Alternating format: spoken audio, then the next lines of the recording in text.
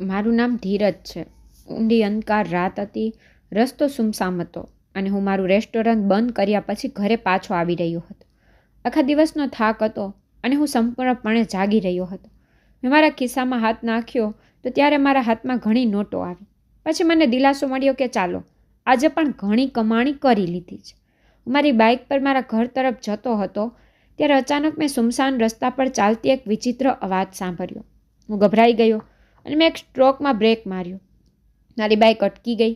મેં જોયું કે બે લોકો સામે અંધકારમાં દોડી આવી રહ્યા હતા. એક છોકરી જે ખરાબ રીતે ડરી ગઈ હતી અને પાછળ જતી હતી, જ્યારે તે બીજો છોકરો તેની પાછળ દોડીને આવી રહ્યો હતો. તે છોકરી દોડતી કહેતી હતી કે મને મૂકી દો, બૂમ પાડતી હતી, પરંતુ તે રસ્તો નિસર્જ હતો. તેનો અવાજ સાંભળવા માટે કોઈ ન હતું. બાઇક પરથી નીચે આવ્યો અને તેની તરફ ગયો. મેં તેને બૂમ પાડીને કહ્યું કે ઊભા રહો, તો તે તો છોકરાએ મને આશ્ચર્ય સાથે જોવાનું શરૂ કર્યું. તેણે મને દૂર જવાનું કહ્યું કે આ મામલો તમારો નથી, આ મારી વાત છે. મેં ઘૂરીને કહ્યું આ બાબત તારી નથી, પરંતુ હવે આ બાબત મારી બની ગઈ છે, કારણ કે હું સમજી ગયો છું કે તું આ છોકરીને દબાણ કરી રહ્યો છે. પછી હું ધીમે ધીમે તેની નજીક ગયો અને તેને જોરથી ધક્કો માર્યો. તે ઊભો થઈને મને મારવાનો પ્રયત્ન કર્યો, પણ હું પહેલેથી જ સાવચેત હતો. મેં તેના પર મજબૂત લાત મારી અને તે ફરીથી જમીન પર પડી ગયો. તે છોકરી ખૂબ જ નર્વસ હતી. તે તરત જ મારી પાછળ આવી ઊભી રહી ગઈ. તે ડરમાં કાપતી હતી. મારા હાથનો માર ખાધા પછી તે છોકરો જમીન પરથી ઊભો થઈ ત્યાંથી ભાગવા લાગ્યો અને હું પલટાયો અને તે છોકરીને જોઈ. તે હજી ડરી ગઈ હતી અને સાથે તેની આંખોમાં આંસુ હતા. મેં તેને પ્રેમથી પૂછ્યું કે તમે ઠીક છો? તેને ધીમે ધીમે તેની ગરદન હલાવીને કહ્યું કે આભાર. જો તમે સમયસર ન આવ્યા હોત તો આજે મારી સાથે શું થયું હોત તે ખબર નથી. અમારી નવ્યાથી પ્રથમ મુલાકાત હતી. એક ઘટના અને એક એવી વાર્તા કે જેના વિશે મેં ક્યારેય વિચાર્યું પણ ન હતું. મેં નવ્યાને દિલાસો આપ્યો અને તેને પૂછ્યું કે તમે આવી રાતે સુમસાન રસ્તા પર શું કરી રહ્યા છો? તે નર્વસ અવાજમાં કહેવા લાગી કે હું કોઈ કામ માટે આવી હતી, પરંતુ રસ્તામાં છોકરાએ મારી પાછળ ચાલવાનું શરૂ કર્યું, તેથી હું ખૂબ ડરી ગઈ હતી. હું હજી પણ તેની આંખોમાં ડર જોતો હતો. મેં તેને પૂછ્યું કે તમારું ઘર ક્યાં છે? તે થોડા સમય માટે મૌન રહી, પછી એમ કહેવાનું શરૂ કર્યું કે હું અનાથ છું. મારી પાસે અહીં કોઈ નથી, અથવા હું અહીં કોઈને ઓળખતી નથી. હું અહીં કામ કરવા માટે આવી હતી અને મને હજી સુધી નોકરી મળી નથી. તેની વાત સાંભળીને મને તેના પર દયા આવવા લાગી. મેં તેને કહ્યું જો તમે ઈચ્છો તો મારા રેસ્ટોરન્ટમાં કામ કરી શકો છો. અને બીજા દિવસે તેને કામ કરવા માટે મારી હોટેલમાં આવવાનું શરૂ કર્યું હતું. તે ખૂબ જ મહેનતુ અને બુદ્ધિશાળી છોકરી હતી અને તમામ હોટેલના કામ ખૂબ સારી રીતે નિયંત્રિત કરવા લાગી હતી. શરૂઆતમાં મેં તેને મારી રેસ્ટોરન્ટમાં વેઇટરની નોકરી આપી, પરંતુ તેના પછી સમય પસાર થવા લાગ્યો ત્યારે મને લાગ્યું કે તે મારા જીવનનો એક વિશેષ ભાગ બની રહી છે. નવ્યા ખૂબ જ સુંદર હતી અને તેનું સ્મિત મારા માટે સૌથી વધુ હળવું હતું. હું તેનાથી પ્રેમ કરવા લાગ્યો હતો. મને ખબર નહોતી કે તે મારા હૃદયને કેવી રીતે પસંદ આવી હતી, પરંતુ એક દિવસ મેં નક્કી કર્યું કે મને નવ્યા ખૂબ ગમે છે અને આ પ્રેમ છે. મેં ઘણીવાર વિચાર્યું હતું કે નવ્યા સાથે મારી લાગણી શેર કરવી જોઈએ, પરંતુ હું દર વખતે મારી જાતને રોકતો હતો, તે વિચારીને કે ખબર નહીં તે પણ મને પ્રેમ કરે છે કે નહીં, અથવા આ બધું ફક્ત મારી બાજુથી છે. હવે આ રીતે સમય પસાર થયો અને મારા રેસ્ટોરન્ટની કમાણી પણ વધી. મને નવ્યા પણ ઘણો વિશ્વાસ હતો. તેને રેસ્ટોરન્ટના હિસાબને હેન્ડલ કરવાની પણ મંજૂરી આપી હતી. તે મને કહેતી કે ધીરજ સર, તમે ચિંતિત ન થાઓ, હું બધું સારી રીતે હેન્ડલ કરીશ. તે હંમેશા તે જ કહેતી અને હું આંખો બંધ કરીને તેની વાતો પર વિશ્વાસ કરતો હતો. હું મારા કામમાં પ્રગતિ કરી રહ્યો હતો અને હું વિચારતો હતો કે હું જલ્દી નવ્યાને પ્રપોઝ કરીશ. કદાચ તે પણ મને પ્રેમ કરે છે. છેવટે તે દિવસ પણ આવ્યો હતો જેણે મને સંપૂર્ણપણે બરબાદ કરી દીધો હતો. તે દિવસે હું દલીલના કામથી ગયો હતો અને મેં મારું રેસ્ટોરન્ટ સંપૂર્ણપણે નવ્યાને સોંપ્યું હતું. નવ્યાથી હું નિશ્ચિંત રહેતો હતો કે તે સારી રીતે મારા રેસ્ટોરન્ટને અને મારા પૈસાની યોગ્ય રીતે કાળજી લે છે. પરંતુ જ્યારે હું રાત્રે પાછો આવ્યો ત્યારે જાણે એક મોટું વાવાઝોડું આવ્યું હતું. રેસ્ટોરન્ટની સ્થિતિ ખૂબ ખરાબ હતી. સામાન અને અહીં ત્યાં પથરાયેલો હતો. કેશ લોકર ખુલ્લું હતું અને સૌથી મોટી વાત એ હતી કે નવ્યા ત્યાંથી નીકળી ગઈ હતી. આ શું થઈ રહ્યું? હું શ્વાસ પણ લઈ શકતો ન હતો. મેં તરત જ મારું એકાઉન્ટ તપાસ્યું ત્યારે મારું હૃદય ઘાયલ થઈ ગયું. સંપૂર્ણ 1.5 કરોડ ચોરી કરવામાં આવ્યા હતા. આનો અર્થ એ થયો કે જેને હું પ્રેમ કરવા લાગ્યો હતો તે મને બરબાદ કરી ગઈ હતી. મારે તેના પર ખૂબ વિશ્વાસ ન કરવો જોઈતો હતો. મારું બધું તેને સોંપવું નહોતું. મારી આંખો સામે અંધારું હતું. હું મારા મગજમાં મારી જાતને શાપ આપતો હતો અને નવ્યાને પર ખરાબ કહી રહ્યો હતો. તે મારી સાથે આ બધું કેમ કર્યું? મેં તમારી સાથે સારું કરવાનો પ્રયાસ કર્યો. મને લાગ્યું કે હું તારા જેવી અનાથ છોકરીને સહારો આપી શકું છું, પરંતુ વાસ્તવિકતા હતી કે તું ખૂબ હોશિયાર બની ગઈ નવ્યા. નવ્યાના ગયા પછી હું કલાકો સુધી રેસ્ટોરન્ટમાં મારા એકાઉન્ટની પાછળ બેઠો હતો. મારી આંખો ખાલી કેશ લોકર પર સ્થિર થઈ ગઈ હતી, જે હંમેશા પૈસાથી ભરેલી હતી. પરંતુ મેં નવ્યાને તેની ચાવી આપી હતી અને તેનો લાભ લઈને તે મને બરબાદ કરી ગઈ. વિચારતો હતો કે બધું પહેલાંની જેમ થઈ જાય, પરંતુ ખરેખર આ થઈ શકે નહીં. નવ્યા મને લૂંટીને ચાલી ગઈ. મેં મારી જાતને પ્રશ્ન કરવાનું શરૂ કર્યું કે નવ્યા તે આવું કેમ કર્યું, પરંતુ જવાબ આપવા માટે કોઈ ન હતો. મારી આંખો સામે તે બધો સમય પસાર થવા લાગ્યો જે મેં તેની સાથે વિતાવ્યો હતો.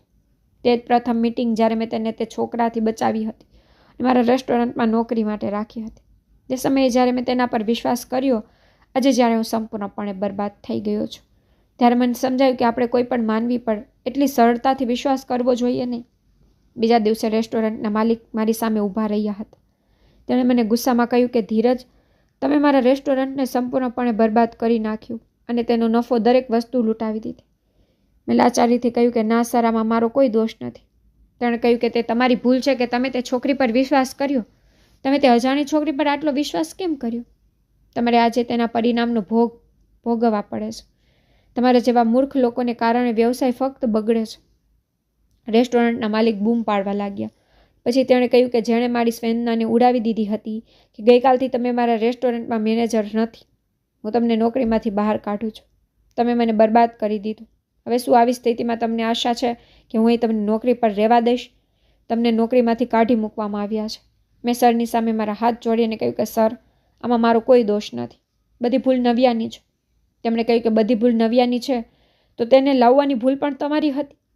હવે કંઈ થઈ શકતું નથી અને હું આગળ મારું વધુ નુકસાન સહન કરી શકતો નથી. મેં માલિકને ઘણી વિનંતી કરી, તેમણે મને સાંભળ્યો નહીં. આ રીતે મારી બરબાદી શરૂ થઈ હતી. હવે મારી પાસે કંઈ જ બાકી રહ્યું ન હતું. રેસ્ટોરન્ટમાં મેનેજર હતો. અહીં મારો પગાર ખૂબ સારો હતો, પરંતુ હવે નવ્યાને કારણે બધું બરબાદ થઈ ગયું હતું. માલિકે બધા લોકોમાં અફવા ફેલાવી હતી કે તે છોકરી સાથે મળીને મેં રેસ્ટોરન્ટના પૈસા ગાયબ કર્યા, પરંતુ એવું કંઈ ન હતું. મારું નામ, મારી ઇજ્જત, પૈસા બધું લૂંટાઈ ગયું હતું. તો પણ જ્યારે કોઈ વ્યક્તિ પાસે કંઈ પણ બાકી રહેતું નથી, ત્યારે વિશ્વ તેને કંઈ પણ આપવા માટે તૈયાર નથી.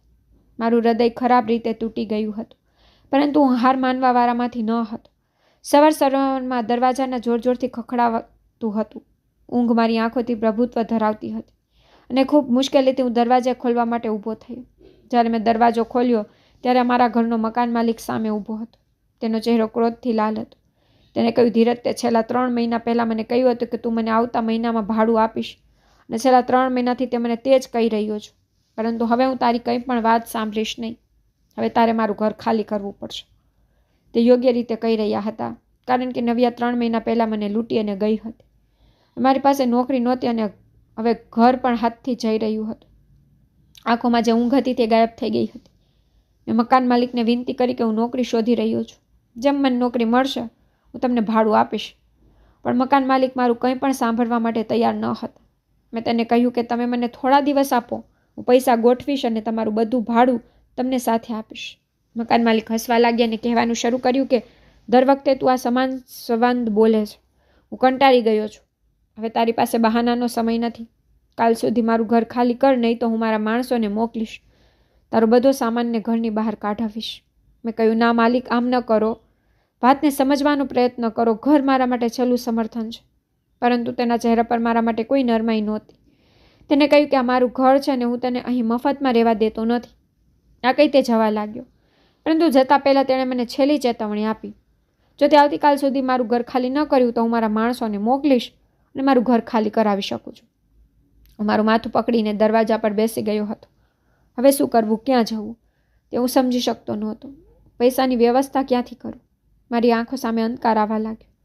પહેલાં નવ્યાની છેતરપિંડી, પછી પ્લેસમેન્ટથી જોબ પૂરી થઈ જવી અને હવે મારું ભાડાનું ઘર પણ મારા હાથમાંથી જવાનું હતું. મારી હિંમત જાણે સમાપ્ત થઈ રહી હતી. એકમાત્ર સવાલ મારા મગજમાં આવી રહ્યો હતો કે મારે હવે ક્યાં જવું જોઈએ. મારી મા પણ રૂમમાંથી બહાર આવી હતી. તેની આંખોમાંથી પણ ઊંઘ જતી રહી હતી. તે પણ ચિંતિત હતી. તેણે કહ્યું, શું થયું દીકરા? દરવાજા પણ કોણ આવ્યું હતું? હું તેના મુદ્દા પર મૌન રહ્યો. આખરે હું તેને શું કહેત કે હવે આપણે બેઘર થઈશું? માં સમજી ગઈ હતી કે હું પરેશાન છું. તે મારી સમાન બેઠી અને મને દિલાસો આપીને કહ્યું, દીકરા, મને કે શું વાત છે? તું કેમ પરેશાન છો? મારા મોં પર જાણે લોક લાગી ગયો હતો. હું મારી આંખોમાં ડર જોઈ શકતો નહોતો, પરંતુ મારી પાસે બીજો કોઈ રસ્તો નહોતો. મેં મારી માને મારી આંખોમાં આંસુ લઈ કહ્યું કે મકાન માલિક ભાડું લેવા આવ્યા હતા. તે કહેતા હતા કે જો આવતીકાલ સુધી પૈસા નહીં આપો તો ઘર ખાલી કરવું પડશે. આ સાંભળીને મારી માતાનો ચહેરો પીળો થઈ ગયો હતો. તે ઝડપથી તેના રૂમમાં ગઈ અને તેની પાસે કેટલાક પૈસા લઈ આવી. તેણીએ કહેવાનું શરૂ કર્યું કે આલે દીકરા, આ થોડા પૈસા છે, આમાંથી 3 મહિનાનું ભાડું નીકળી જશે. તું મકાન માલિકને પૈસા આપી દે, જેથી તે આપણને અહીં થોડા દિવસ રહેવા દે. મેં મારી માતાને ચોંકીને પૂછ્યું કે માં, આ પૈસા ક્યાંથી આવ્યા? આપણી પાસે કોઈ પૈસા નહોતા. માએ હસીને કહ્યું કે પુત્ર, જ્યારે તું પૈસા કમાવા જતો હતો ત્યારે તારા બધા પૈસા લઈ મને આપતો હતો. તેમાંથી હું બચત કરીને કેટલાક પૈસા રાખતી હતી, તેથી ખરાબ સમય માટે આપણને કામ આવી શકે. અને આજે તે બચતવાળા પૈસા આપણને કામ આવશે, કારણ કે આજથી પણ ખરાબ સમય ઘટાડી શકાય છે. મારી માતા પર ગર્વ અનુભવ્યો હતો કે તેણે આવા મુશ્કેલ સમયમાં પણ તેણે ખરાબ સમય માટે પૈસા બચાવી રાખ્યા હતા. મારી આંખોમાં આંસુ હતા. મેં તેમને ગળે લગાવીને કડકાઈથી રડ્યો હતો અને તેને કહ્યું પણ કે હું આ પૈસા લઈશ નહીં, બીજો કોઈ રસ્તો કાઢીશ. પૈસા તમારા છે માં. માએ મને સમજાવ્યું અને કહ્યું કે મારો પુત્ર ખૂબ મજબૂત છે. ક્યારેય જિંદગી આપણી કસોટી લે છે. બેટા, બધું સરળ રીતે થતું નથી. યાદ રાખ કે તું એક પ્રામાણિક વ્યક્તિ છો, અને વ્યક્તિના ઈરાદા સાચા હોય તો ઉપરવાળો તેને નિરાશ કરતો નથી. આ શબ્દો મારા હૃદયને સ્પર્શી ગયા હતા. મારી પાસે હવે 2 રસ્તા હતા. કારણ તો મને મકાન માલિકની વિનંતી કરવી હતી, અથવા મને મારી જાતને સંભાળવી હતી. નોકરી ચાલી ગઈ હતી, પૈસા ચાલ્યા ગયા હતા, અને હવે સન્માન પણ દાવ પર હતું. જ્યારે રેસ્ટોરન્ટના માલિકે મને નોકરીમાંથી કાઢી મૂક્યો ત્યારે મને આશા હતી કે મને બીજે ક્યાંક નોકરી મળશે, પરંતુ નસીબે મને સહારો આપ્યો ન હતો. દરેક જગ્યાએ નોકરી માટે પ્રયત્ન કર્યો, પણ નોકરી ક્યાંય મળી ન હતી. હું આ 3 મહિનાઓમાં આખો દિવસ ભૂખ્યો તરસ્યો ફરતો હતો. દરેક જગ્યાએ નોકરી શોધતો રહ્યો, પણ કંઈ સરખું થયું નહીં. રાતના સમયે એક બેન્ચ પર બેઠો હતો. લોકો ખાવા પીવામાં વ્યસ્ત હતા અને હું બજારની વચ્ચેની સુંદરતા જોઈને પણ ખાલી બેઠો હતો. તે સમય હતો જ્યારે મને અહેસાસ થયો કે જ્યારે તમારી પાસે કંઈ પણ હોતું નથી તો વિશ્વના લોકો તમને ભૂલી જાય છે. એક દિવસ હું મદદ લેવા માટે મારા એક જૂના મિત્ર પાસે ગયો, પરંતુ તેણે મને કંઈ પણ મદદ કરી નહીં. પણ સહાનુભૂતિ અનુભવાતી નહોતી, પરંતુ તેણે મને ટોણા આપવાનું શરૂ કર્યું. પાગલ છોકરા, તે એક અજાણ છોકરી પર વિશ્વાસ કર્યો હતો, હવે તું તે જ ભોગવે છે. હું તેની વાત સાંભળ્યા પછી આગળ તેને શું કહેત? તે શાંતિથી પાછો આવ્યો, ને જ્યારે વિશ્વ આપણને છોડી દે છે ત્યારે ઉપરવાળો એક જ આપણો સહારો હોય છે. નક્કી કર્યું કે હું ફરીથી કોઈ કામ કરીશ, ભલે મારા માટે કેટલું પણ મુશ્કેલ હોય. જો વિશ્વના લોકો મને કંઈક આપવા માટે તૈયાર નથી તો હું મારી જાતે કમાઈશ. આ વિચારીને મેં મારી માતાના નમતેલા પૈસા લીધા અને બજારમાં શાકપુરીની રેકડી કરી. આ મારી એક નવી આશા હતી, પરંતુ નસીબ હજી પણ મને અજમાવા માંગતું હતું. મને બજારમાં કોઈ સ્થાન મળતું ન હતું. ઘણી મુશ્કેલીથી મને ઘણા દિવસો પછી એક સ્થાન મળ્યું હતું. જેમ મેં ત્યાં શાકપુરી બનાવવાનું શરૂ કર્યું, મારી સામે એક બીજી સમસ્યા આવી. સામે એક મોટો ધાબો હતો, જેને ખૂબ જ સુંદર રીતે બનાવવામાં આવ્યો હતો, અને જ્યાં દરેક પ્રકારનો ખોરાક ઉપલબ્ધ હતો. ત્યાં છોલે ભટુરે, બટાકાનું શાક, બટાટાના પરાઠા, હજી પણ ઘણા પ્રકારનો ખોરાક ખૂબ ખર્ચાળ હતો, અને લોકો અહીં લાઈન લગાવીને ખોરાક ખરીદતા હતા અને બેસીને જમતા હતા, અને હજી પણ લોકો ત્યાંથી ખરીદી કરી રહ્યા હતા. મારી પાસે કોઈ આવ્યું નહીં, અને હું આ રીતે બેઠો રહ્યો. જ્યારે સાંજ થવા આવી ત્યારે મારી હિંમત તૂટવાની શરૂ થઈ, અને પછી રાત પણ થઈ હતી. જ્યારે રાતનો અંધકાર થવા લાગ્યો ત્યારે મેં હિંમત ગુમાવી. મારી આંખોમાં આંસુ હતા, અને ઉપરવાળાથી પ્રાર્થના કરી રહ્યો હતો કે કોઈ ચમત્કાર થાય. મેં ક્યારેય કોઈની સાથે ખરાબ કર્યું નથી, તો પછી આ બધું મારી સાથે કેમ થઈ રહ્યું છે?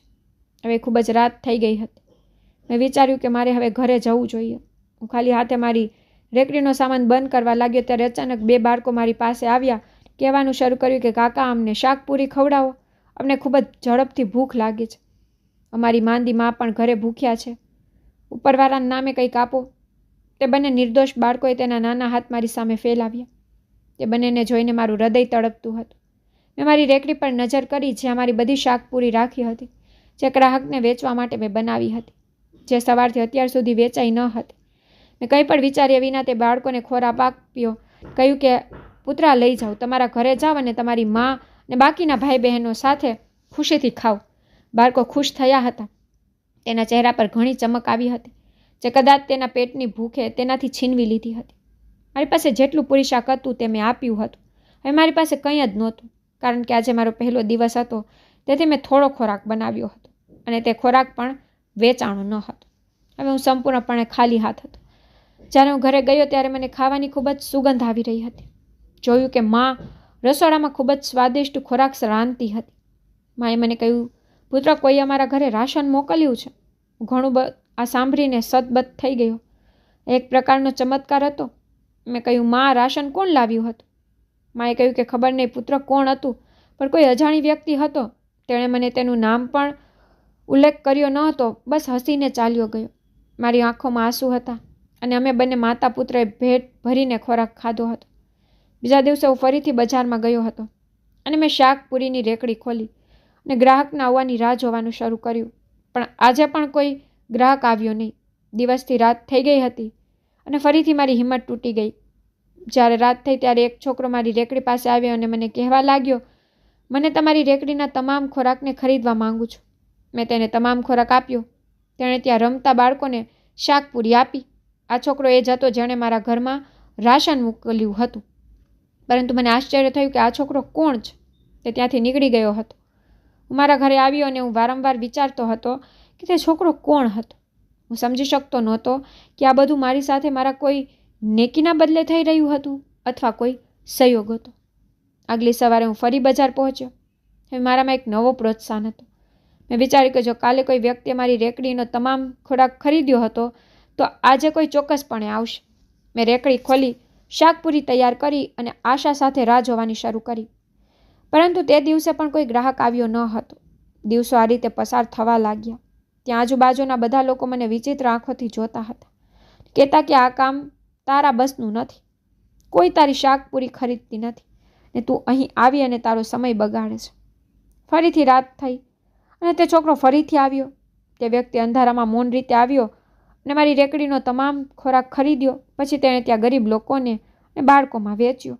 મેં હવે હિંમત કરીને તે અજાણ છોકરા સાથે વાત કરી હતી અને કહ્યું, સાંભળો. તે અટકી ગયો અને મારી તરફ જોવાનું શરૂ કર્યું. તેથી મેં તેને પૂછ્યું કે તમે આખરે મને મદદ કેમ કરી રહ્યા છો? તે હસ્યો અને કહ્યું કે જે લોકો બીજા લોકોને મદદ કરે છે તે ક્યારેય ખાલી રહેતા નથી. તે દિવસે જ્યારે તે મને વાત કહી અને ત્યાંથી ગયો, એક માણસ મારી પાસે આવીને કહેવા લાગ્યો, શું તમારી રેકડીનો ખોરાક ખરેખર સારો છે? મેં કહ્યું, હા ભાઈ. તો તેણે મારી પાસેથી 200નો ખોરાક ખરીદ્યો. આ પહેલો દિવસ હતો જ્યારે મારી રેકડી પર કોઈએ પૈસા ચૂકવીને મારી પાસેથી મારો ખોરાક ખરીદ્યો હતો. હું ખૂબ ખુશ હતો. બીજા દિવસે સવારે મેં નક્કી કર્યું કે હું તે છોકરાનો પીછો કરીશ. તે દર વખતે મારી રેકડીએથી ખોરાક ખરીદો અને બાળકોમાં વેચતો. જ્યારે હું તેની પાછળ ગયો ત્યારે મેં જોયું કે તે એક અનાથ આશ્રમમાં પ્રવેશ કરી રહ્યો હતો. જ્યારે તે અંદર ગયો ત્યારે તે મારી પાસેથી ખરીદેલ તે જ ખોરાક અનાથ બાળકોમાં વિતરણ કરી રહ્યો હતો. આ જોઈને હજારો પ્રશ્નો મારા મગજમાં ફરવા લાગ્યા. આ છોકરો અનાથ બાળકોની મદદ કરે છે? ધીરેથી દરવાજો ખોલ્યો અને અંદર પ્રવેશ કર્યો. જેમ તે પાછો ફર્યો તો મેં તેને પૂછ્યું કે તું કોણ છે અને બધું કેમ કરી રહ્યો છે? તેણે હસીને કહેવાનું શરૂ કર્યું, શું કાકા, તમે હજી પણ જાણવા માંગો છો? જ્યારે મેં માથું હલાવ્યું ત્યારે તેણે કહેવાનું શરૂ કર્યું કે એક સમય પહેલાં મારી કોઈએ મદદ કરી હતી. હું ભૂખ્યો હતો, તેણે મને ખોરાક આપ્યો હતો અને આજે હું પણ આવું જ કરી રહ્યો છું જેવું મારી સાથે થયું હતું. તેની વાત સાંભળીને મને આઘાત લાગ્યો. તેણે કહ્યું કે અહીં હાજર બાળકો એ છે જેને વિશ્વએ મૂકી દીધા છે. તેના માતા પિતા હાદસામાં મૃત્યુ પામ્યા તો કોઈ કહી અનાથ છે. પછી અચાનક તેણે એક એવી વાત કહી જેનાથી મને આશ્ચર્ય થયું. તેણે કહ્યું કે ધીરજ કાકા, તમે એક દિવસ એક ભૂખ્યા બાળકને ખોરાક ખવડાવ્યો હતો. ઊંડા વિચારમાં ખોવાઈ ગયો અને પછી મને યાદ આવ્યું કે હા, કેટલાક વર્ષો પહેલાં મેં એક ભૂખ્યા બાળકને મારી હોટેલની શાકપુરી ખવડાવી હતી. પરંતુ તે વાત હું ભૂલી ગયો હતો. તેને કહ્યું કે હું એ જ બાળક છું જેને વર્ષો પહેલાં તમે ખોરાક ખવડાવ્યો હતો. પછી મને તે પાટલો સમય યાદ આવ્યો હતો. એક નાનો બાળક ખરાબ કપડામાં ભૂખ્યો તરસ્યો મારી પાસે આવ્યો હતો અને મેં એક થાળીમાં તેને શાકપુરી આપી હતી. આ ત્યારની વાત છે જ્યારે હું રેસ્ટોરન્ટ પર કામ કરતા પહેલાં પણ હું રેકડી કાઢતો હતો અને શાકપુરીની રેકડી કરવાની ત્યારે મારી શરૂઆત હતી. મેં ફરીથી કામ શરૂ કર્યું હતું. ત્યારે કહ્યું કે હું એ જ બાળક છું કાકા. તેની વાત સાંભળ્યા પછી મારી આંખોમાં આંસુ આવ્યા હતા. તેને કહ્યું કે ભલાઈ કરવાવાળા લોકો સાથે હંમેશા સારું થાય છે. વિચારતો હતો કે આવું કેવી રીતે થઈ શકે છે. તેણે કહ્યું કે તમે મને ખોરાક આપ્યો હતો તે દિવસ મારા જીવનનો સૌથી વિશેષ દિવસ હતો. મેં તે દિવસે વિચાર્યું હતું કે જ્યારે હું મોટો થઈ જઈશ ત્યારે કોઈ દિવસ હું આવી સારી ભલાઈ તમને પાછી આપીશ. મેં કહ્યું, પરંતુ તમે આ બધું કેમ કર્યું? તેણે કહ્યું કે મેં ઘણા વર્ષો સુધી સખ્ત મહેનત કરી અને પછી ઉપરવાળાએ મને સફળ બનાવ્યો. જ્યારે હું સફળ થયો ત્યારે મેં સૌથી પહેલાં એ જ કર્યું જે તમે મારી સાથે કર્યું હતું. ભલાઈ મારી આંખોમાં આંસુ આવી ગયા. પછી તેણે કે કાકા, હું તમને એક તક આપવા માંગુ છું. મેં તેને આશ્ચર્યચકિત થઈ કહ્યું, બેટા, કેવી તક? ત્યારે તે બાળકે કહેવાનું શરૂ કર્યું કે તમે આ બાળકો માટે કંઈક કરવા માંગશો, પરંતુ હું આ બાળકો માટે શું કરી શકું? મેં તેને કહ્યું કે હું તો પોતે એક મામૂલી માણસ છું. તે કહેવા લાગ્યો, તમારે વધુ કંઈ કરવાનું નથી, તમે જે કરો છો તે જ કરવાનું છે. પણ હું વિચારવા લાગ્યો, હું જાતે આ સમયે ઘણી મુશ્કેલીમાં છું. આવામાં હું બાળકોને શું મદદ કરીશ? તેણે કહ્યું કે જો તમે તમારી શાકપુરીની રેકડીને આ બાળકો માટે ઉપયોગ કરો તો તે કેવું રહેશે? મેં કહ્યું, શું હું બાળકો માટે મારી શાકપુરીનો ઉપયોગ કરું? આ પ્રકારનો વિચાર મારા મગજમાં ક્યારેય આવ્યો ન હતો કે મારે કોઈ બીજા માટે પણ જીવવું જોઈએ. મને તે સમય યાદ આવ્યો જ્યારે હું ખાલી હાથ હતો અને બીજાની મદદ કરવાથી ઉપરવાળાએ મારા દિવસો બદલ્યા હતા. કદાચ તે જ રસ્તો છે જેના પર મારે ચાલવું જોઈએ. મેં કહ્યું, ઠીક છે, હું આ કામ માટે તૈયાર છું. બીજા દિવસે મેં મારી શાકપુરીની રેકડી પર લખ્યું, અનાથ બાળકો માટે મફત ખોરાક. આ જોઈને લોકો આશ્ચર્યચકિત થયા હતા. એક માણસ આવ્યો અને કહેવા લાગ્યો કે તમે પાગલ થઈ ગયા છો? શું તમારી પોતાની સ્થિતિ ખરાબ છે અને તું બીજાને મફત ખોરાક આપી રહ્યો છે? મેં તે માણસની વાતોનો કોઈ જવાબ આપ્યો નહીં, પરંતુ તે પછી તે જ બાળકો મારી પાસે આવ્યા જે તે દિવસે મારી પાસે ખોરાક લેવા માટે આવ્યા હતા. મેં તેમને એક પ્લેટ શાકપુરીની આપી ત્યારે તે ખૂબ ખુશ થઈ ગયા. થોડા દિવસો પછી તે છોકરો મારી પાસે આવ્યો અને કહેવા લાગ્યો, શું તમે ખરેખર આ બાળકો માટે કંઈક કરવા માંગો છો? મેં કહ્યું, હા, બિલકુલ. તો તેણે હસીને કહ્યું, તો પછી તમારે એક કામ કરવું પડશે. તમે મારી સાથે ચાલો. મેં તેની સાથે ચાલવાનું શરૂ કર્યું ત્યારે મને તે સુમસાન વિસ્તારમાં લઈ ગયો જ્યાં એક જૂની દુકાન બનાવવામાં આવી હતી. તેણે કહ્યું, આ દુકાન મારી છે, પણ હું તેને ચલાવવા માટે એક પ્રામાણિક માણસની શોધમાં હતો. જો તમે ઈચ્છો તો હું તમને આપી શકું છું. મારી આંખો આશ્ચર્યજનક રીતે ફેલાઈ ગઈ કે આ દુકાન. તેણે કહ્યું કે હા, પણ શરત એ છે કે આવનાર કોઈ પણ વ્યક્તિ ભૂખ્યો ન જવું જોઈએ. હું શોક થઈ ગયો હતો. વિશ્વાસ કરી શકતો નહોતો કે ગઈકાલ સુધી હું એક નમ્ર માણસ હતો જે બજારમાં ખોરાકની રેકડી કાઢી પૈસા કમાવાની કોશિશ કરતો હતો અને આજે મારી સામે એક દુકાન હતી જે મારી બનશે. શું નસીબે ખરેખર મને બીજી તક આપી છે? મારી સાથે ઊભેલા તે છોકરાએ મને મદદ કરી હતી અને આ જોઈને હું હસતો હતો. તેને કહ્યું કે આ બધું તમારું છે કાકા, પણ તમને મારી વાત યાદ છે ને? હજારો પ્રશ્નો મારા મગજમાં ફરતા હતા. હું ક્યારેય મારી દુકાનનો માલિક બન્યો ન હતો. હું વિચારતો હતો કે હું આ બધું કેમ કરીશ? જો હું નકામો થયો તો શું થશે? પછી મને મારો પાટલો સમય યાદ આવ્યો. તે દિવસે જ્યારે હું ખાલી હાથે ઘરે પરત ફરતો હતો, તે સમય જ્યારે મારી માતા તેના આંસુ છુપાવતી હતી, તે સમય જ્યારે મેં બે નિર્દોષ બાળકોને ભૂખ્યા જોયા હતા. મેં વિચાર્યું કે જો મને તક મળી છે તો હું તેને મારા હાથમાંથી જવા દઈશ નહીં. મેં તે છોકરાને કહ્યું કે હું તૈયાર છું. બીજા દિવસે મેં દુકાનને સાફ કરવાનું શરૂ કર્યું. આ સ્થાન ખૂબ જ જૂનું હતું. દુકાનની દિવાલોને નુકસાન થયું હતું. આ કામ મારા માટે સરળ નહોતું. મેં બજારમાંથી ટેબલ ખુરશી ખરીદી અને દુકાનમાં પેન્ટ પર કરાવ્યું. જે પણ મારી પાસે હતું મેં તેની સાથે કામ કરવાનો પ્રયાસ કર્યો, પરંતુ વાસ્તવિકતા સમસ્યા હતી કે ગ્રાહકો ક્યાંથી આવશે? બજારમાં મોટી હોટલો અને રેસ્ટોરન્ટ પહેલેથી જ હાજર હતા. મેં આ દુકાન પર એક નાનકડું બેનર લગાવ્યું કે અહીં કોઈ ભૂખ્યું ઊંઘશે નહીં. જો હું પહેલા દિવસે આવ્યો તો હું છું. શાકપુરી સાથે દાળ મખની, છોલે ભટુરે અને બટાકાના પરાઠા પણ બનાવ્યા હતા અને પછી ગ્રાહકની રાહ જોતો હતો, પરંતુ કોઈ ગ્રાહક આવ્યો ન હતો. ઘણી કલાકો પસાર થઈ હતી. પછી અચાનક એક વૃદ્ધ માણસ કાપતા હાથ સાથે અંદર આવ્યો. તેના કપડાં પણ મેલા હતા અને ભૂખ તેના ચહેરા પર સ્પષ્ટ દેખાઈ રહી હતી. તેણે મને કહ્યું કે દીકરા, મારી પાસે પૈસા નથી. હું ઘણા દિવસોથી ભૂખ્યો છું. તમે મને ખોરાક આપશો? તારું ખૂબ સારું થશે. મેં કંઈ પણ વિચાર્યા વિના તેના માટે ઝડપથી એક ખોરાકની થાળી તૈયાર કરી અને તે વૃદ્ધ માણસની સામે બધો ખોરાક મૂક્યો. તમે ઈચ્છો તેટલું ખાવ બાબાજી, લો. તે વૃદ્ધ માણસની આંખોમાં આંસુ આવ્યા હતા. તેને મને ઘણા આશીર્વાદ આપ્યા અને સાથે દુઆઓ પણ આપી. તેના ગયા પછી એક કિંમતી કાર આવી અને દરવાજા પર અટકી ગઈ અને એક ધનિક માણસ અંદર આવ્યો અને ચારે બાજુથી મારી દુકાન તરફ જોવાનું શરૂ કર્યું. પછી મને પૂછવાનું શરૂ કર્યું કે અહીં ખાવાની સારી વ્યવસ્થા છે? મેં માથું હલાવીને કહ્યું કે હા, બિલકુલ. તો તેણે કહ્યું કે મને મારી ઓફિસના મજૂરો માટે ખોરાક જોઈએ છે. શું તમે આ કરી શકો છો? આ બધું સાંભળીને હું આશ્ચર્યચકિત થઈ ગયો હતો. મેં તરત જ કહ્યું કે હા, હું તમારા મજૂરો માટે ખોરાક બનાવીશ. તેણે મને અગાઉથી ચૂકવણી આપી દીધી જેથી હું મારા માટે જરૂરી માલ ખરીદી શકું. હું ખુશ થયો હતો કે હજી ફક્ત મેં એક ભૂખ્યા વ્યક્તિને ખોરાક ખવડાવ્યો હતો તો ઉપરવાળાએ મારા માટે નવા દરવાજા ખોલી દીધા હતા. પરંતુ નસીબ હજી મને વધુ પ્રયાસ કરવા માંગતું હતું. બીજા દિવસે જ્યારે હું બજારમાંથી માલ ખરીદવા ગયો ત્યારે એક બેકરીવાળો મને જોઈને જોર જોરથી હસવા લાગ્યો. આ તે જ બેકરીવાળો હતો જેની બેકરીની દુકાન પાસે મેં ઘણી વખત મારી રેકડી મૂકવાનો પ્રયત્ન કર્યો હતો, પરંતુ ત્યાં કોઈ ગ્રાહક આવતો ન હતો. તેણે મને કહ્યું કે ધીરજ, મેં સાંભળ્યું છે કે તે તારો ખોરાક વેચવા માટે એક નાની દુકાન ખરીદી છે. મેં કહ્યું કે હા, કંઈક આવું જ છે. તેણે કહ્યું, તું ભૂલી ગયો છે કે આ વ્યવસાય આમ ચાલતો નથી, અને હા, જો તે તારી દુકાન લાંબા સમય સુધી ચલાવી તો સમજો કે મુશ્કેલી તારા માટે આવશે. મેં કહ્યું, તેનો અર્થ શું? તે મારી સાથે એ રીતે વાત કરી રહ્યો હતો જેમ મને ધમકી આપી રહ્યો છે.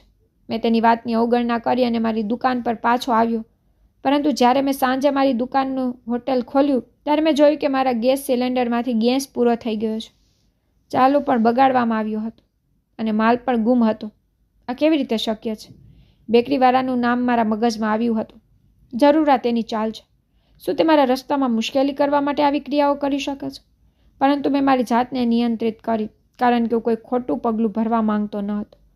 મારે હિંમત સાથે કામ કરવું હતું, પરંતુ હું જાણતો હતો કે યુદ્ધ હજુ પૂરું થયું નથી. બીજા દિવસે હું બજાર ગયો નવો સિલિન્ડર ખરીદી શકું. જ્યારે બેકરી દ્વારા પસાર થયો ત્યારે તેનો માલિક ઊભો રહી મારી રાહ જોતો હતો. તેણે કહ્યું કે સાંભળ્યું છે કે તારું હોટલ બંધ હતું. મેં ઊંડો શ્વાસ લીધો અને કહ્યું કે હા, કોઈ મારા સામાનની છેડતી કરી હતી. તેને કહ્યું, મને આ બધું સાંભળી ઘણો અફસોસ થયો, પરંતુ વ્યવસાયમાં આવું થાય છે. મેં તેની આંખોમાં જોઈને કહ્યું, જો તમને લાગે છે કે તું આ બધું કરીને મને રોકી શકે છે તો તું ખોટું વિચારી રહ્યો છે. તે પણ મારા શબ્દો પર હસવા લાગ્યો. ધીરજ, હજી તું બાળક છે. લોકો આટલી સરળતાથી સફળ થતા નથી. રસ્તામાં મુશ્કેલી આવે છે અને તારે પણ આવવાવાળી મુશ્કેલીઓ માટે તૈયાર રહેવું જોઈએ. મેં મારા ક્રોધને દૂર કરી અને કહ્યું કે મને કોઈ નુકસાન કાળજી નથી. મને ઉપરવાળા પર સંપૂર્ણ વિશ્વાસ છે. આ કહીને હું ત્યાંથી આવ્યો હતો, પણ મને જાણ હતી કે હવે મારે પહેલાં કરતાં વધુ સાવચેત રહેવું પડશે. 2 દિવસ પછી મેં ફરીથી હોટલ ચલાવવાનું શરૂ કર્યું. મેં બધી વસ્તુઓ નવી રીતે ખરીદી હતી અને ખોરાક તૈયાર કર્યો. ગ્રાહકો આવવા લાગ્યા હતા અને ધીરે ધીરે કામ સારું થતું હતું, પરંતુ દુશ્મન શાંતિથી બેસતો ન હતો. અચાનક 4 માણસો સાંજે હોટેલમાં પ્રવેશ્યા. તે ગેરવર્તન કરતા હોટેલની અંદર પ્રવેશ્યા અને એમ કહેવાનું શરૂ કર્યું કે અમે આ ખોરાક ખાસી નહીં. આ ખોરાક મફતમાં આપવામાં આવી રહ્યો છે અને મફતમાં ખોરાક હંમેશા હલકી ગુણવત્તાવાળો હોય છે. હોટેલમાં હાજર અન્ય લોકોએ તેમને જોવાનું શરૂ કર્યું. આ લોકો મારું ભવ્યતા બનાવવા માટે આવ્યા હતા. મેં તેની આંખોમાં જોયું હતું અને હું સમજી ગયો હતો કે આ બેકરીવાળાના માણસો હતા અને તે મને બદનામ કરવા આવ્યા હતા. મને ગુસ્સો આવ્યો હતો અને મેં મારા ક્રોધને દૂર કરીને કહ્યું કે જો તમને ખોરાક પસંદ નથી તો તમે અહીંથી જઈ શકો છો. તેમાંથી એક છોકરો કહેવા લાગ્યો કે જુઓ, આ વ્યક્તિને પણ જાણે છે કે તેનો ખોરાક ખરાબ છે. હવે હોટેલમાં બેઠેલા અન્ય તમામ લોકોએ પણ મને શંકા કરવાનું શરૂ કર્યું હતું. આ બધું ઈરાદાપૂર્વક કરવામાં આવી રહ્યું હતું. મેં મજબૂત શબ્દમાં કહ્યું કે જે લોકો અહીં ખોરાક ખાવા માટે આવે છે તે પોતે આ વાતનું નક્કી કરશે કે મારો ખોરાક સસ્તો છો કે સારી ગુણવત્તાનો છે. પછી મેં એક વેટરને કહ્યું કે તેના માટે ખોરાક લાવ. જો તેઓને મારો બનાવેલો ખોરાક પસંદ આવશે નહીં તો હું તેમની પાસે માફી માંગીશ. આ સાંભળી હોટેલમાં બેઠેલા બીજા તમામ ગ્રાહકોએ મારા વતી બોલવાનું શરૂ કર્યું કે તમે લોકો ખોરાક ખાઈ જુઓ, અહીં તેમનો ખોરાક ખૂબ સારો હોય છે. તે 4 છોકરાઓને લોકોની વાત ખરાબ લાગી અને તેઓ ગુસ્સાથી ત્યાંથી રવાના થયા. હવે મારું નામ આખા શહેરમાં પ્રખ્યાત થઈ રહ્યું હતું. લોકો મારી પાસે આવવા લાગ્યા હતા અને તે સમજી ગયા હતા કે અહીં ગરીબો માટે મફત ખોરાક છે. જેઓ પૈસા ચૂકવીને બેકરીમાં કંઈક ને કંઈક ખાતા હતા, હવે તે જ લોકો મારી હોટેલમાં ખોરાક ખાવા આવ્યા લાગ્યા હતા, કારણ કે મારી હોટેલની વાનગી ખૂબ સારી હતી અને મારી અહીં બનાવેલા ખોરાકમાં પણ સ્વચ્છતા કાળજી લેવામાં આવતી હતી. બેકરીનો માલિક હવે મૌન બેઠો ન હતો. બજારમાં એક દિવસ અફવા ફેલાઈ કે મારી હોટેલનો ખોરાક ખોટી ગુણવત્તાનો છે. હું ખોરાકમાં લેવાના આવેલ ફ્રૂડ ઓઇલ, ઘી, ચોખા, ખોટી ગુણવત્તાના મસાલા વાપરું છું. આ સાંભળીને મારા હોટેલના ગ્રાહકો ઘટવા લાગ્યા હતા. મને નીચે કરવા માટે આ બધું કરવામાં આવી રહ્યું હતું. મેં નક્કી કર્યું હતું કે હવે હું મૌન રહીશ નહીં. મેં શહેરના એક ફૂડ ઇન્સ્પેક્ટરને જાતે ફોન કર્યો અને કહ્યું કે મારે અહીં બનાવેલ ખોરાકની તપાસ કરવી જોઈએ. જો મારા ખાવામાં કંઈક ખોટું હોય તો મારી હોટલને જાતે જ બંધ કરીશ. આ વાત જ્વાળામુખીની જેમ આખા શહેરમાં ફેલાઈ ગઈ હતી. જો હું સફળ થવા માંગુ છું તો ઉપરવાળા મને સહારો આપશે. બીજા દિવસે ફૂડ ઇન્સ્પેક્ટર આવ્યા અને મારા બનાવેલ ખોરાકની સંપૂર્ણ તપાસ કરવામાં આવી અને તેઓએ કહ્યું કે અહીંનો ખોરાક સંપૂર્ણ સેહત અને સારી ગુણવત્તાનો બનાવેલ છે. આ સાંભળીને લોકોનું યકીન કાયમ થયું હતું અને જે લોકો આ અફવા સાંભળી આવતા ન હતા તે ફરીથી હવે મારી હોટેલમાં આવવા લાગ્યા હતા. ઉપરવાળાએ મને સહારો આપ્યો હતો અને મારી હોટેલ સફળતાના માર્ગ પર ચાલવાનું શરૂ થયું. લોકો મારા ખોરાકને પસંદ કરતા હતા. મારી હોટેલનું નામ પ્રખ્યાત થઈ રહ્યું હતું અને બધા ઉપર હું મારા હેતુમાં સફળ થતો હતો કે અહીં કોઈ ભૂખ્યો સૂતો નહોતો. પરંતુ આ સફળતા મારા દુશ્મનોને પચતી નહોતી. બેકરીનો માલિક હજી મૌન થયો ન હતો. આ વખતે તે માત્ર સાજિશોની હદ સુધી રહેવા માંગતો નહોતો, પણ મારા પર હુમલો કરવા માંગતો હતો. બજારમાં અફવાઓ ફેલાવ્યા પછી તે મારા પર હુમલો કરવા જઈ રહ્યો હતો. એક દિવસ જ્યારે હું હોટેલ બંધ કરવા જઈ રહ્યો હતો ત્યારે 2 છોકરાઓ મારી હોટેલમાં આવ્યા. તેમાંથી એકે કહ્યું કે આજે ખોરાક ખૂબ સારો હતો. મને આશ્ચર્યથી તમારો આભાર, તમે ફરીથી અહીં આવજો. પછી તે લોકો અચાનક ગુપ્ત રીતે ચાલ્યા ગયા. પરંતુ બીજા દિવસે સવારે બજારમાં બીજા નવા સમાચાર ફેલાયા હતા કે મારા હોટેલનો ખોરાક ઝેરી હતો. ઘણા લોકોને મારી હોટેલમાં ખાવાથી સ્વાસ્થ્ય બગડ્યું હતું. આ સમાચારમાં લોકોના મોંમાંથી સાંભળી રહ્યો હતો. આ કેવી રીતે થઈ શકે? મારો ખોરાક હંમેશા યોગ્ય હતો. સ્વચ્છતાની ધ્યાનમાં રાખીને બનાવવામાં આવે છે. બજારમાં અવાજ હતો કે આ હોટેલ બંધ થવી જોઈએ. કેટલાક લોકો કહેતા હતા કે ધીરજ લોકોના જીવન સાથે રમી રહ્યો છે. આ એક કપટપૂર્ણ વ્યક્તિ છે. મારા પર કેસ દાખલ થયો હતો. પછી એક દિવસ પોલીસ મારી હોટેલ પર આવી અને કહેવા લાગ્યા કે તારા પર કેસ કર્યો છે. લોકો કહે છે કે તારો ખોરાક ઝેરી છે, જેના કારણે ઘણા લોકો બીમાર થઈ ગયા છે. મેં કહ્યું, સર, આ બધું ખોટું છે. મેં હંમેશા શુદ્ધ ખોરાક રાંધ્યો છે. પરંતુ પોલીસ પાસે ફરિયાદ નોંધાઈ હતી. પોલીસ કર્મીએ કહ્યું કે અમે તને કસ્ટડીમાં લેવા માંગીએ છીએ. આ સાંભળી મારી સ્વેદના ઉડી ગઈ હતી કે શું સાચે મારી સખ્ત મહેનત બરબાદ થઈ જશે? તે જ સમયે તે જ અજાણ વ્યક્તિ મને મદદ કરવા આગળ આવ્યો. તેણે પોલીસ કર્મીને કહ્યું કે ઊભા રહો, હું ધીરજ કાકાના હકમાં જુબાની આપવા માંગુ છું. પોલીસે પૂછ્યું કે તું કોણ છે? તો તેણે કહ્યું કે હું એ વ્યક્તિ છું જે સારી રીતે જાણે છે કે ધીરજ કાકા એક પ્રામાણિક વ્યક્તિ છે. તેણે તેના મોબાઈલમાં રેકોર્ડ વિડીયો પોલીસને બતાવ્યો જે અમારી હોટેલમાં લાગેલા સીસીટીવી કેમેરાની હતી. તે વિડીયોમાં તે છોકરાઓ સ્પષ્ટ રીતે જોવા મળ્યા હતા જે ખોરાક ખાધા પછી ટેબલ પર કોઈ વસ્તુઓ છોડી દીધી હતી. તે પોતે ખોરાકમાં કોઈ વસ્તુ ભેળવી ગયા હતા જેથી ધીરજ કાકાને ઇલ્ઝામમાં ફસાવવામાં આવે. પોલીસ પાસે નક્કર અને ખાતરીપૂર્વક પુરાવો હતો. તેણે કહ્યું કે ધીરજ કાકા નિર્દોષ છે. આ બધી એક કાવતરું હતું મને ફસાવવા માટે. પરંતુ આ બધું તે બેકરીવાળા દ્વારા કરવામાં આવ્યું હતું કારણ કે પોલીસ કર્મીઓએ તપાસ શરૂ કરી હતી અને તે છોકરાઓને પણ બોલાવવામાં આવ્યા હતા. તે છોકરાઓએ તેની ભૂલ સ્વીકારી અને કહ્યું હતું કે બેકરીના માલિકે તેને પૈસા ચૂકવીને આ બધું કરવા માટે કહ્યું હતું. આ સાંભળીને પોલીસ બેકરીવાળા વ્યક્તિ પાસે પહોંચી હતી અને તેની પણ ધરપકડ કરવામાં આવી હતી. ઝુલ્મ ક્યારેય હંમેશા ચાલતો નથી. તે પછી મારી હોટેલ વધુ મજબૂત થઈ હતી. લોકોને મારા પર વિશ્વાસ થઈ ગયો. આ તે હોટેલ છે જ્યાં કોઈ ભૂખ્યો સૂતો નથી અને ખોરાકમાં કોઈ વ્યભિચાર નથી.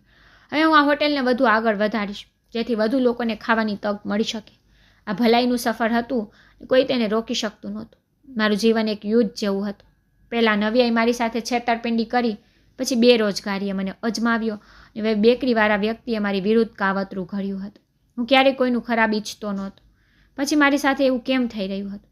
પરંતુ એક વાતની પુષ્ટિ થઈ કે ઉપરવાળો હંમેશા મને મદદ કરે છે. એ મારી હોટેલ સફળતાના માર્ગ પર હતી. બજારના લોકો આદરથી મારું નામ લેવાનું શરૂ કર્યું હતું અને બધાથી વધીને હું દરરોજ ઘણા લોકોને પેટ ભરીને ખોરાક ખવડાવતો હતો.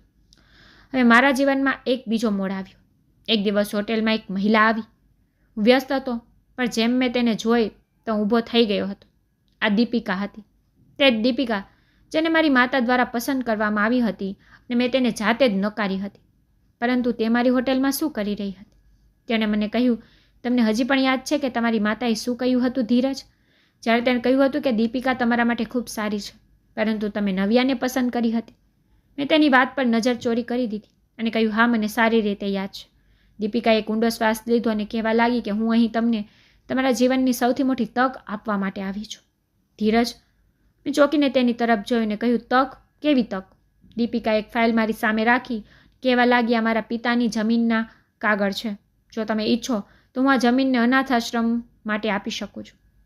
મને લાગ્યું કે મેં ખોટું સાંભળ્યું છે. આ જમીન ખૂબ મૂલ્યવાન હતી અને જો તે અનાથ આશ્રમ માટે વપરાય છે તો મારું જીવન સૌથી મોટું સ્વપ્ન પૂરું થઈ શકતું હતું. પરંતુ દીપિકા કંઈક એવું કહ્યું જેણે મને વિચારવા માટે મજબૂર બનાવ્યો. તેણે કહ્યું કે પરંતુ એક શરત ધીરજ. મેં કહ્યું કઈ શરત?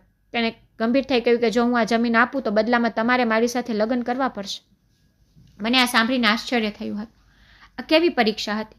શું દીપિકા સાથે લગ્ન કરી શકું છું જ્યારે મેં તેને જાતે અધિકારી હતી, પરંતુ તેની સામે એ જમીન પણ હતી જેના પર અનાથ લોકોનું ઘર બની શકતું હતું.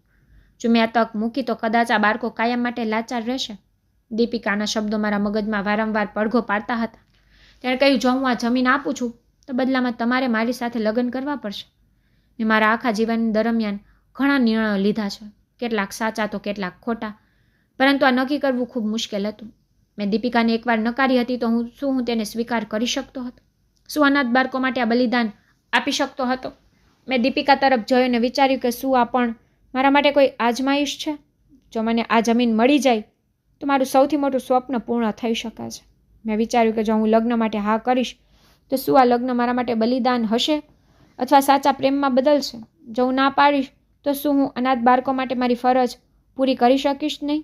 મેં કુંડો શ્વાસ લીધો અને દીપિકાને કહ્યું કે હું તારી સાથે લગ્ન કરવા તૈયાર છું. આ શબ્દો મારા મોંમાંથી બહાર આવ્યા અને મારું ભાગ્ય બદલાઈ ગયું.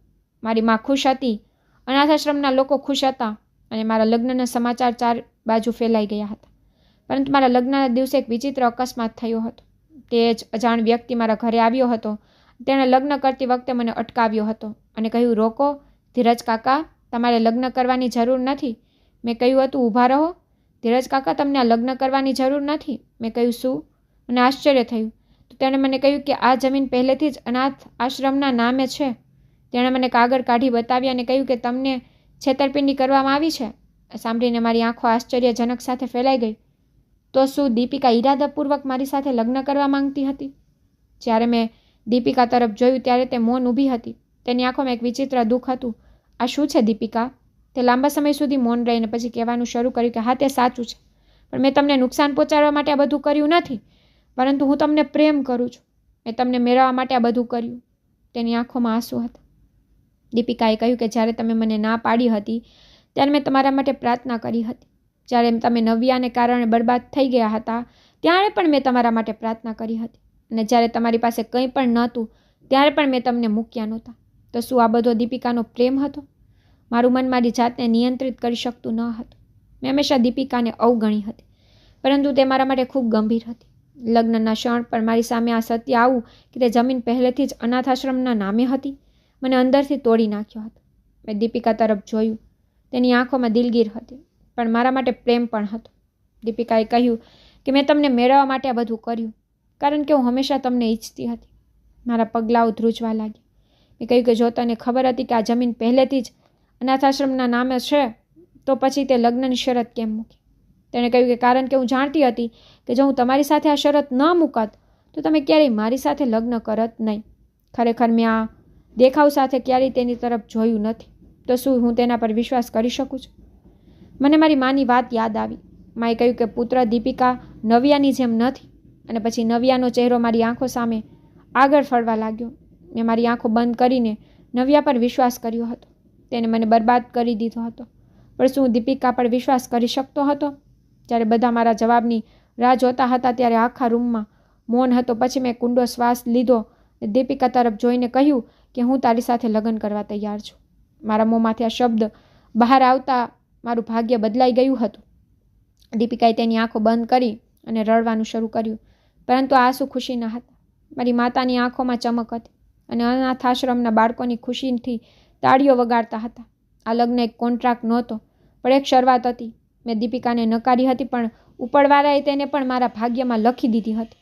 કદાચ કેટલીક વાર તે શ્રેષ્ઠ વસ્તુ છે આપણને મોડી સમજાય. તે આપણા માટે શ્રેષ્ઠ છે અને હું તે અજાણ વ્યક્તિનો ખૂબ આભારી છું જેણે મને શરૂઆતથી અત્યાર સુધી મારી મદદ કરી હતી.